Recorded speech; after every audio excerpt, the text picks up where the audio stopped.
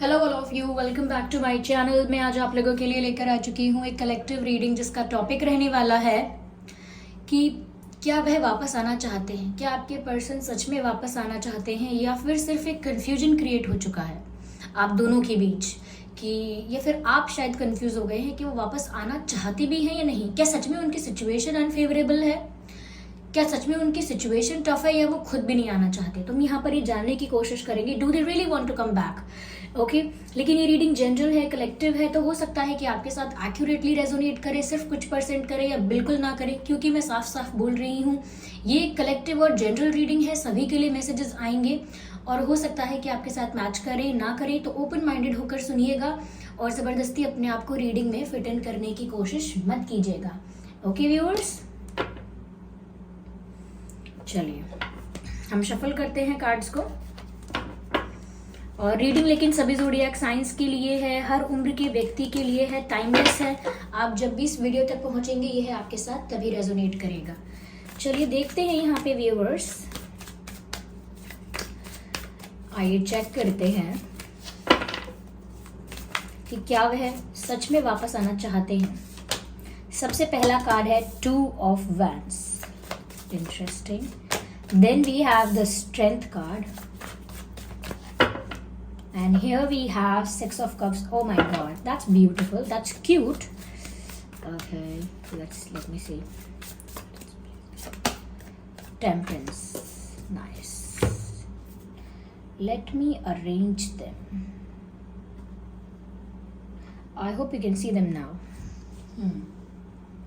तो क्या वह सच में वापस आना चाहते हैं। देखिए पहली चीज़ व्यूअर्स, मुझे उनका जो स्टेट ऑफ माइंड नज़र आ रहा है, जिस तरीके की उनकी मेंटल कंडीशनिंग नज़र आ रही है, जिस तरीके के उनका माइंडसेट अभी नज़र आ रहा है और जिस तरह की एनर्जी में वो है, वो कुछ ऐसा ही संकेत दे रहा है या ऐसा ही कुछ पता चल रहा है जैसे वो पास्ट को बहुत याद कर रहे हैं, जैसे बहुत नॉस्टैल्जिक फील कर रहे हैं, कुछ पुरानी यादों को टटोल रहे हैं, ऐसा लगता है। कोई ऐसा वक्त, कुछ ऐसे मोमेंट्स, कोई ऐसा समय याद कर रहे हैं जब वो बहुत खुश थे या आपके साथ थे। यस, सो ऐसा लगता है जैसे पास्ट को लेकर बहुत ज़्यादा सोच रहे हैं और सिर्फ सोच नहीं रहे हैं, दे आर मिसिंग समथिंग। उनके प्रेजेंट डे में या प्रेजेंट लाइफ में, करंट सिचुएशन में उन्हें बहुत कमी लगती है उन खुशियों की या उस एनर्जी की, उस सुकून की जो पास्ट में उन्हें मिल रहा था आपके साथ। तो व्यूअर्स, वो कुछ ऐसे मोमेंट्स हैं जो उन्होंने आपके साथ बिताए थे, कुछ ऐसा वक्त है जो आपके साथ बिताया है या आपसे बातें की हैं। कुछ समय ऐसा था कि आप लोगों की बहुत अच्छी बातें होती थी, मिलते थे या कैसा भी आप लोगों का एक्सचेंज था और अब वो सब याद कर रहे हैं। बहुत सारी चीज़ें, ऐसा लगता है पूरी एक स्टोरी, पूरा फेज जो था वो सब उनको फ्लैशबैक में जाकर सब याद आ रहा है, सब कुछ फ्लैशबैक हो रहा है, उनके माइंड में सब कुछ रिक्रिएट हो रहा है, वही मोमेंट्स, वही इंसिडेंट्स, वही बातें, सब कुछ उनके दिमाग में बार बार आ रहे हैं और वो बहुत मिस कर रहे हैं। 6 ऑफ कप्स का कार्ड यहाँ पर बता रहा है someone is feeling very nostalgic, someone is thinking about the past and someone is missing. तो मुझे ऐसा लगता है viewers that they are missing you और वो बहुत ज़्यादा आपको याद भी कर रहे हैं। And this card also indicates about और also shows about the union they want. Reunion चाहते हैं, they do really want it. सच में वो चाहते हैं कि उनका आपके साथ यूनियन हो, क्योंकि ये जो मिस कर रहे हैं वो आपको, इससे साफ साफ पता चलता है कि वो कोशिश भी नहीं कर रहे कि वो आपके बारे में ना सोचे। सपोज अगर किसी को किसी की याद आती है तो वो कोशिश करता है कि मुझे इस व्यक्ति की याद ना आए, मैं कुछ और एक्टिविटी करता हूँ, कहीं और अपना ध्यान लगाता हूँ, चलो कुछ और करते हैं। लेकिन ये ट्राई भी नहीं कर रहे हैं आपको भूलने का, आपसे मूव ऑन करने का, पास्ट को लेट गो करके या फॉरगेट करके आगे बढ़ने का। ये सब ऐसा नहीं सोच रहे हैं, ये तो मिस कर रहे हैं। जो भी चीज़ें इनके आसपास होती हैं इनको बहुत नॉस्टैल्जिक फील करवाती हैं, इन्हें आपसे रिलेटेड चीज़ें नज़र आ रही हैं। हो सकता है आपका नाम हर जगह इनको दिख रहा है या कुछ ऐसे सॉन्ग्स हैं जो वो आपके साथ सुनते थे या जब आपके साथ रिलेशन कनेक्शन में आए थे तब सुनते थे या आपको शेयर करते थे कुछ ऐसे सॉन्ग्स। तो कुछ ऐसे गाने हैं जो उन दिनों या उस मोमेंट पर आपके लिए बहुत स्पेशल थे, या फिर ये सुनते थे और आपको याद करते थे। तो कुछ ऐसे सॉन्ग्स भी हैं जो इनकी मेमोरीज को, इनकी यादों को ट्रिगर कर देते हैं। ओके, होता है ना कि हर इंसान की लाइफ में कोई कुछ गाने ऐसे होते हैं जिसको सुनकर उसे वो पल याद आ जाते हैं जिन दिनों वो ये गाने सुनते थे, और उन दिनों क्या सिचुएशन होती थी, या क्या क्या वाइब होती थी, क्या हमारी मेंटल स्टेट होती थी, उसमें ही चले जाते हैं। तो एक सॉन्ग कंप्लीटली हमें उस फेज में ले जाता है जहां हम थे और उस सॉन्ग को सुन रहे थे, और जो जो मोमेंट हम एंजॉय कर रहे थे। लिटरली इनके साथ ऐसा ही हो रहा है। इनको आसपास की चीज़ें आपकी याद दिला रही हैं। हो सकता है आपके जैसी कोई ड्रेस पहना हुआ दिखता है इनको, आपके जैसा हेयर कट किसी का दिखता है तो इन्हें आपकी याद आ जाती है। आप जिस तरह से बात करते हैं, अगर वैसी ही बात कोई और कर देता है तो इनको अचानक आपकी याद आती है। और हर तरफ से सिचुएशंस बस कुछ ऐसी हो रही हैं कि सब कुछ इनको आपकी याद दिलाता है, इसीलिए फ्लैशबैक में खोए हुए हैं। गलत नहीं होगा ये कहना कि ये रियूनियन चाहते हैं, यस, लेकिन अभी तक प्रॉब्लम ये है कि हील नहीं हुए हैं। यहाँ पर टेम्परेंस का कार्ड है। इनका जो दिल है वो सुकून में नहीं है, शांति नहीं है इनके मन में, जिसे हम कहते हैं मेंटल पीस, वो नहीं है, और रिलैक्स नहीं है ये। तो कहीं ना कहीं बेचैनी में है, स्ट्रेस में है, एंग्जाइटी में है। मैं ये नहीं कहूँगी स्ट्रेस ज़्यादा है, एंग्जाइटी ज़्यादा है, कम है, उनकी सिचुएशन पर डिपेंड करता है कितना स्ट्रेस है, कितना एंग्जाइटी है, लेकिन परेशान है। We can clearly see that कि वो परेशान है और उनको हीलिंग की, रिलैक्सेशन की ज़रूरत है। They need that right now. तो कहीं ना कहीं उनको ज़रूरत है कि अपने हार्ट को हील करें पहले। जिस भी चीज़ से बुरा लग रहा है, जो भी याद करके दुख हो रहा है, जो भी डिसअपॉइंटमेंट हो रही है, कहीं ना कहीं पहले अपने हार्ट को हील करें वो। क्योंकि जब तक वो एक ब्रोकन हार्ट के साथ या उस दुख के साथ आगे बढ़ने की कोशिश करेंगे, तो उस दुख को, उस पेन को कैरी करके आगे बढ़ेंगे, और ये नहीं होना चाहिए। तो जब तक इनकी हीलिंग नहीं हो जाती तब तक ये आगे मूव नहीं कर पा रहे हैं, कहीं ना कहीं कुछ आगे प्लान नहीं कर पा रहे हैं। Even if they want to plan something new, they are not able to. ऐसा लगता है अगर चाहते भी हैं कि कुछ मैं आगे नया प्लान करूं, वो नहीं कर पाते हैं। कहीं ना कहीं उनको उन्हीं के इमोशंस रोक लेते हैं, ऐसा कह सकते हैं।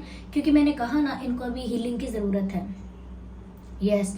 और कहीं ना कहीं इन्हें बैलेंस्ड एनर्जी में आने की भी ज़रूरत है।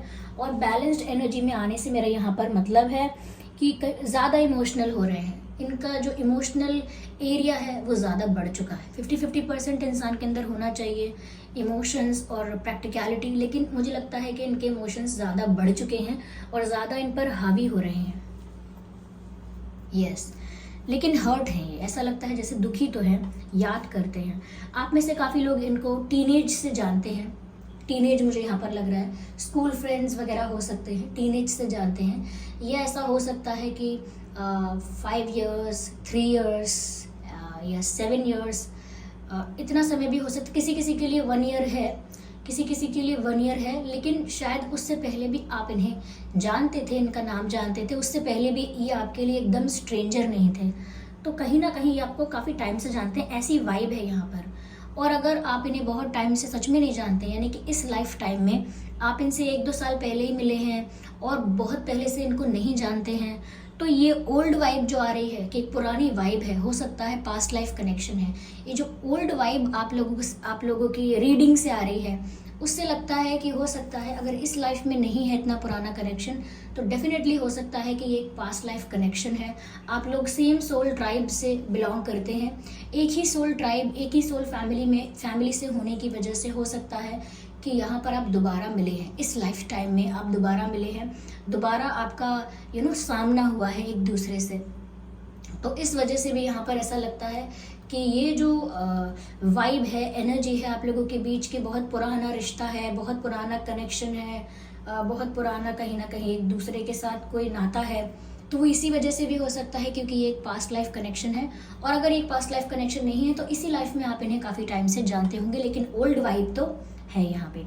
यहाँ पर मुझे व्यूअर्स ऐसा भी लगता है कि इनके अंदर थोड़ा थोड़ा कॉन्फिडेंस आता है, थोड़ा थोड़ा ये पावर में आने की कोशिश करते हैं, अपनी स्ट्रेंथ में, अपनी पावर में स्टैंड करने की कोशिश करते हैं, देन अगेन कहीं ना कहीं इनके इमोशंस इन पर हावी हो जाते हैं। यस, इसीलिए बार बार इनका कॉन्फिडेंस आते आते कहीं ना कहीं रुक जाता है, यानी कॉन्फिडेंस गेन करते करते लूज़ करने लगते हैं। एक तरफ से फील करते हैं नहीं, मुझे आत्मविश्वास रखना चाहिए, मुझे अपने आप को संभालना चाहिए, और फिर अगले ही पल इमोशनली इनका इमोशनली मेल्ट हो जाते हैं। आप समझ सकते हैं कि जैसे कोई कोई पानी रखे बर्फ़ बनाने के लिए, बर्फ़ जमाने के लिए, ठीक है, और इससे पहले कि वो बर्फ़ बन पाए उस आइस को कोई यूज़ कर ले, यानी कि पूरा वो फ्रीज़ हो भी नहीं पाया, वो वाटर फ्रीज़ भी नहीं हो पाया, उससे पहले ही वो यूज़ कर लिया गया, तो वो आइस बनी ही नहीं। तो यहाँ पर ऐसा लगता है जैसे जैसे वो कॉन्फिडेंस गेन करने की कोशिश करते हैं, अपना माइंडसेट वापस से स्ट्रॉन्ग करने की और अपने आप को संभालने की कोशिश करते हैं, उससे पहले ही एक इमोशनल मेल्ट डाउन हो जाता है और कहीं ना कहीं वो इमोशनली शैटर्ड हो जाते हैं वापस, और फिर वो कॉन्फिडेंस लूज़ कर देते हैं। जैसे कहते हैं ना कि मैं आज बहुत दुखी हूँ, तो मैंने अपनी माँ से, अपने पिता से बहुत देर बात की, अपने ग्रैंड पेरेंट्स से बहुत देर बात की, मुझे बहुत खुशी हुई, मेरे मन को बहुत सुकून मिला, लेकिन फिर अगले ही पल मुझे किसी का फ़ोन आ गया और अब मैं फिर दुखी हूँ। तो उनके लिए ऐसा लगता है कि ये जो भी आत्मविश्वास अपने अंदर लाने की कोशिश कर रहे हैं, अपने आप को समझाने की कोशिश कर रहे हैं, वो इतना वर्क नहीं कर रहा है। They are trying their best. जितना हम खुद को मोटिवेट कर सकते हैं, खुद को समझा सकते हैं, उतना वो ट्राई कर रहे हैं, लेकिन वो उनके लिए टेम्परेरी बेसिस पर वर्क कर रहा है।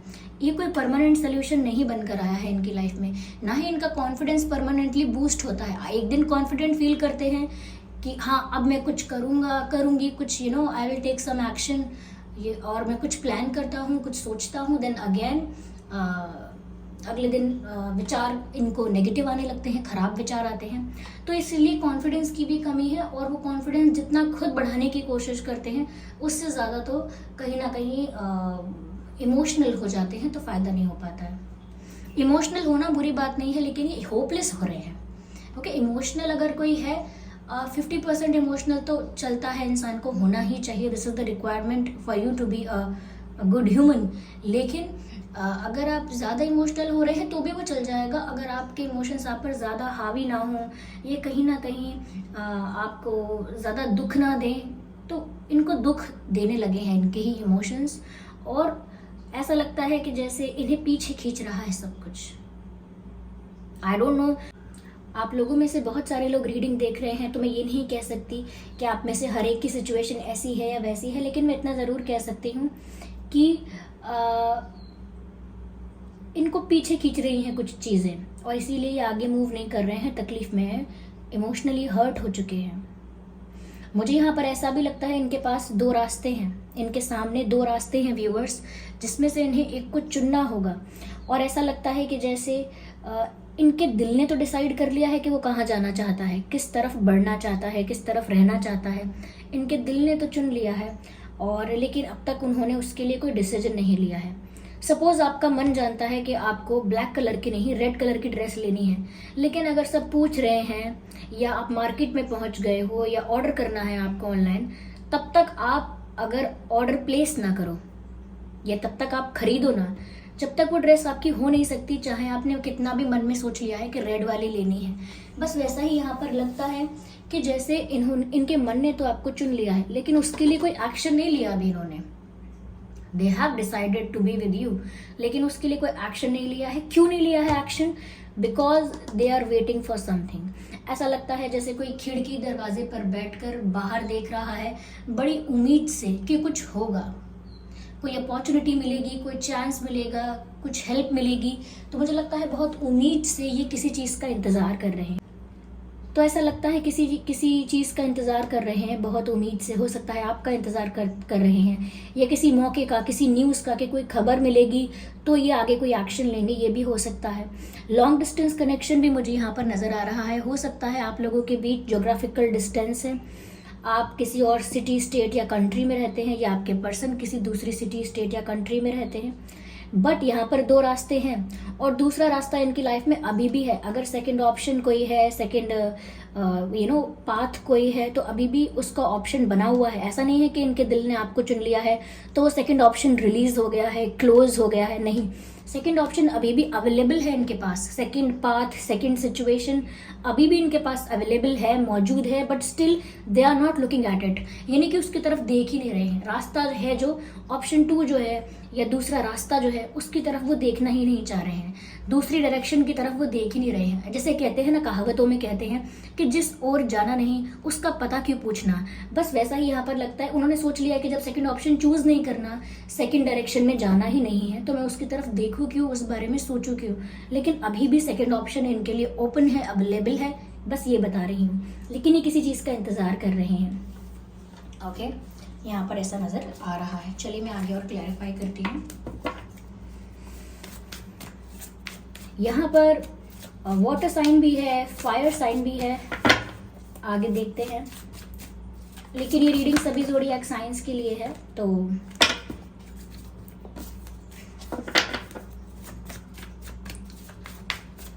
Okay, so here we have the one card, knight of swords. Viewers, इनका मन तो करता है कि ये किसी भी चीज़ का इंतज़ार ना करें और भाग के दौड़ के आपके पास आ जाए, लेकिन फिर भी एक सही मौके का, एक सही समय का और एक सही अपॉर्चुनिटी का वेट करना है।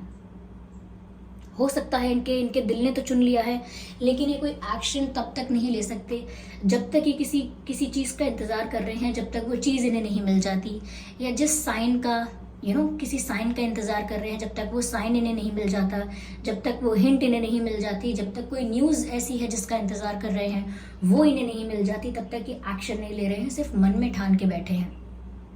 और ठान के नहीं, बस इनके दिल ने चुन लिया है। ऐसा भी नहीं कहूँगी मैं कि डिसीजन ले चुके हैं, नहीं, बस इनका दिल जानता है कि मुझे क्या पसंद है, मुझे मेरा सुकून कहाँ है, मेरा सुकून कहाँ है, मेरा दिल कहाँ खुश है, वो जानते हैं ये सब। लेकिन फिर भी मुझे लगता है कि राइट अपॉर्चुनिटी और न्यूज़ और something, they are waiting for something, कुछ है यहाँ पर जिसका इंतज़ार चल रहा है कि पहले एक बार ये हो जाए, मुझे यहाँ से एक बार ओके मिल जाए, यहाँ से एक बार न्यूज़ मिल जाए, यहाँ से एक बार मुझे एक अपॉर्चुनिटी मिल जाए, चांस मिल जाए, then I will do something, फिर मैं कोई एक्शन ले पाऊंगी। तो इंतज़ार यही चल रहा है।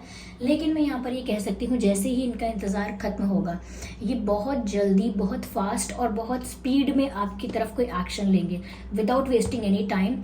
जैसे ही इनका वेट खत्म होगा, जिस भी चीज़ के लिए इनका इंतज़ार चल रहा है, जैसे ही वो इंतज़ार पूरा होगा, नाइट ऑफ सोर्ड्स की एनर्जी है व्यूअर्स, बहुत स्पीड में और बहुत फास्ट आपकी तरफ वो एक्शन लेंगे या लेंगी। ओके,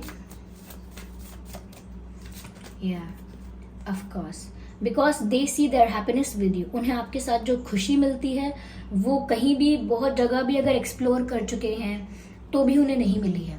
आपके साथ उन्हें एक फैमिली वाइब आती है, एक होमली वाइब आती है।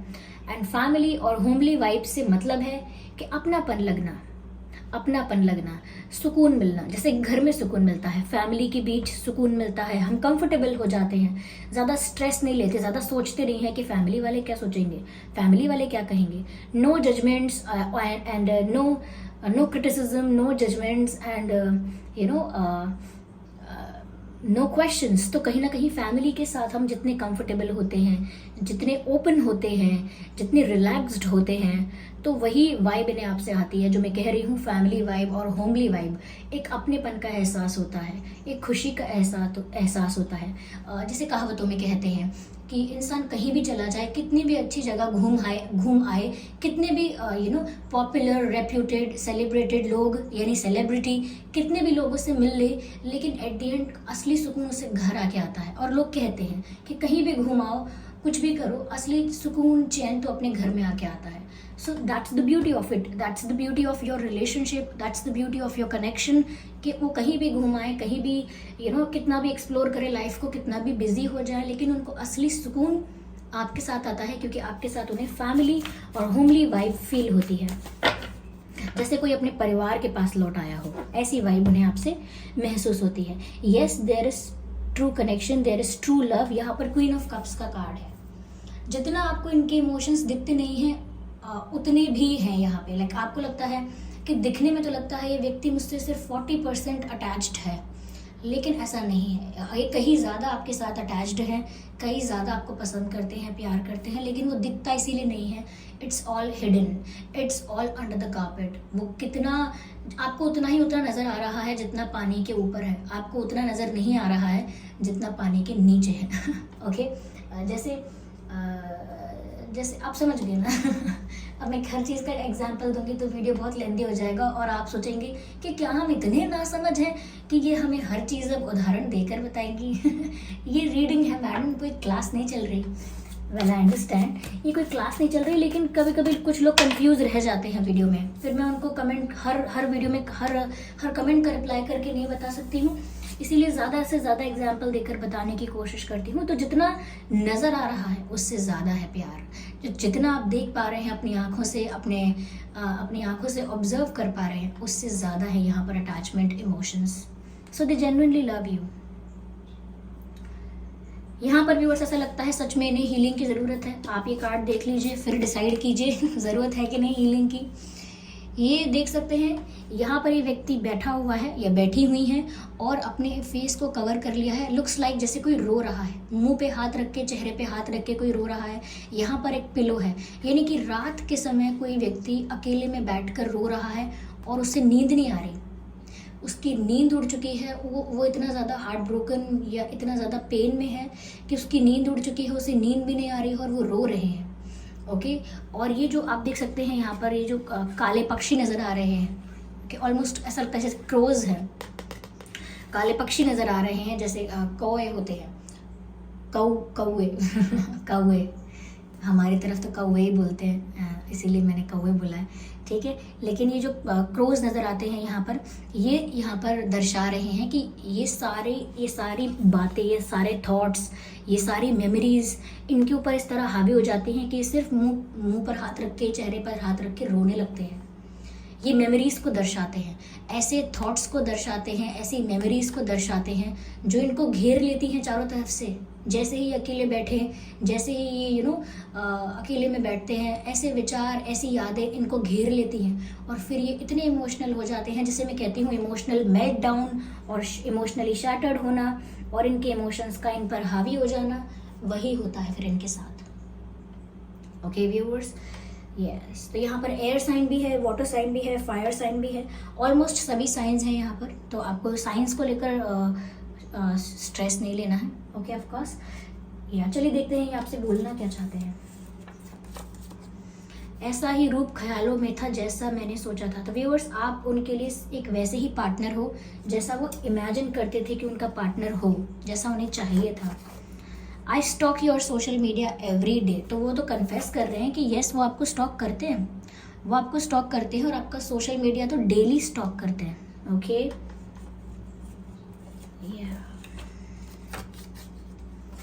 सी, मैंने कहा था ना, किसी चीज़ का इंतज़ार कर रहे हैं, किसी ऐसी चीज़ का इंतज़ार कर रहे हैं, कुछ कंप्लीट होने का इंतज़ार कर रहे हैं, किसी अपॉर्चुनिटी, किसी चांस, किसी न्यूज़ का इंतज़ार कर रहे हैं, but they are waiting for something.